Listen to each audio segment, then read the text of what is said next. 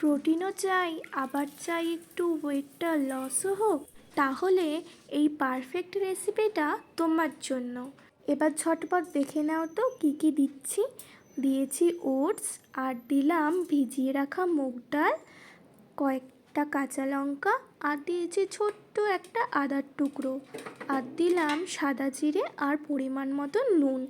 এবার দেখো ছোট করে কেটে রাখা বিটের টুকরোগুলো দিয়ে দিলাম, আর সাথে দিলাম অল্প পরিমাণে জল দিয়ে স্মুথ একটা এরকম ব্যাটার আমরা বানিয়ে নেব।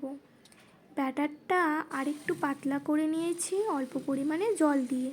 তারপরে গরম তাওয়ায় এরকম করে ছড়িয়ে দিলেই হয়ে যাবে হেলদি ছিলা। এই ছিলাটা কিন্তু সকালে ব্রেকফাস্ট হোক কিংবা রাতের ডিনার, তোমরা যখন খুশি তখন এটা খেতে পারো।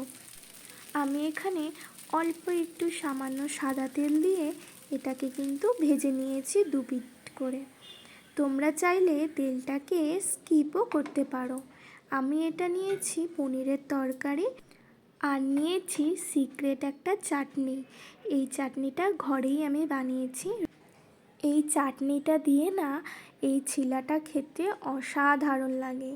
একবার তোমরাও কিন্তু ট্রাই করে দেখতে পারো।